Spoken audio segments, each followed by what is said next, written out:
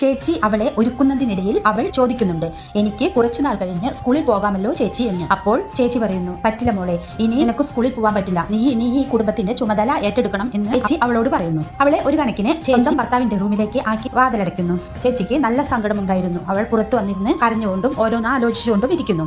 അപ്പോഴേക്കും കല ഓടി വന്ന് ചേച്ചിയെ കെട്ടിപ്പിടിച്ച് പറയുന്നു, ചേച്ചി എന്നെ അങ്ങോട്ട് പറഞ്ഞയക്കല്ലേ ചേച്ചി, ഞാൻ ഒരു അച്ഛനെ പോലെ കണ്ട മനുഷ്യനാണ്, എന്നെ ഇങ്ങനെ അങ്ങോട്ട് പറഞ്ഞയക്കല്ലേ, ഞാൻ പോവില്ല എന്ന് പറഞ്ഞ് അവൾ ചേച്ചിയുടെ കാല് പിടിച്ച് കരയുന്നുണ്ട്. പോവാതെ പറ്റില്ല എന്ന് പറഞ്ഞ് കലയെ അയാളുടെ റൂമിലേക്ക് വീണ്ടും പിടിച്ചു വലിച്ച് ആക്കി കൊടുക്കുന്നു. കുറച്ചു നാളുകൾക്ക് ശേഷം കലയ്ക്ക് വയറുവേദന തുടങ്ങുകയും ഡോക്ടറെ കാണിക്കുകയും ചെയ്യുമ്പോൾ അവൾ ഗർഭിണിയാണെന്ന് അറിയുന്നു. അപ്പോൾ ചേച്ചി സന്തോഷത്തോടുകൂടെ അവളെ നോക്കുമ്പോൾ ഡോക്ടർ പറയുന്നു, 14 വയസ്സായ കുട്ടി ഗർഭിണി, അവളുടെ ശരീരം വീക്കാണെന്നും ഇത് നമ്മൾക്ക് ഒഴിവാക്കാമെന്നും ആ ഡോക്ടർ പറയുമ്പോൾ ചേച്ചി പറയുന്നു, പറ്റില്ല, ഇത് ഒഴിവാക്കാൻ പറ്റില്ല എന്ന് പറഞ്ഞ് അവളെ അവിടെ നിന്ന് കൊണ്ടുപോകുന്നു. ഗർഭിണിയാവുന്നതറിഞ്ഞ് ഭരതൻ വളരെ സന്തോഷത്തോടുകൂടി അമ്പലങ്ങളിൽ പോയി വഴിപാടുകൾ നേരുകയും അവൾക്ക് കഴിക്കാനുള്ള ഫ്രൂട്ട്സും സാധനങ്ങളും എല്ലാം കൊണ്ടു കൊടുക്കുകയും ചെയ്യുന്നുണ്ട്. അത് കണ്ട് ചേച്ചിക്ക് വിഷമമാകുകയും ചേച്ചി അവിടെ നിന്ന് ഒഴിഞ്ഞു മാറി പോകുകയും ചെയ്യുന്നു. പിന്നീട് അവൾക്ക് വേദന വരികയും അവളെ നടത്തിക്കൊണ്ട് ഹോസ്പിറ്റലിലേക്ക് വഴിക്ക് 2 ആളുകൾ വന്ന് ചോദിക്കുന്നു, എങ്ങോട്ടാണ് പോകുന്നതെന്ന്. കലയ്ക്ക് വയറുവേദനയാണെന്നും അവളെ ഹോസ്പിറ്റലിലേക്ക് എത്രയും പെട്ടെന്ന് എത്തിക്കണമെന്നും അവൾ പറയുമ്പോൾ, ഇപ്പോൾ നിങ്ങൾ ഹോസ്പിറ്റലിലേക്ക് പോകേണ്ട, വീട്ടിലേക്ക് ചെല്ലൂ എന്ന് ആ 2 പേർ പറയുന്നു. എന്താണ് കാര്യമെന്ന് അന്വേഷിക്കുമ്പോൾ ഭരതൻ മരിച്ചുവെന്നും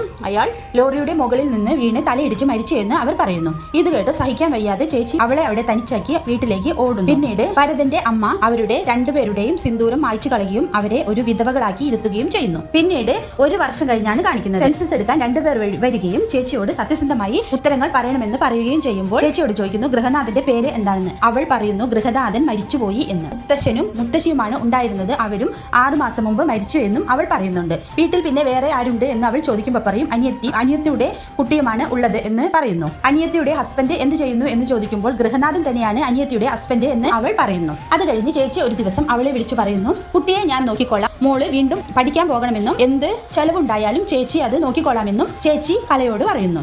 ഇത് കേട്ട് കല പറയുന്നു, എനിക്കിനി പഠിക്കുകയൊന്നും വേണ്ട ചേച്ചി, എനിക്കിനി പഠിക്കാനുള്ള താല്പര്യമൊന്നും ഇല്ല എന്ന് കല ചേച്ചിയോട് പറയുന്നു.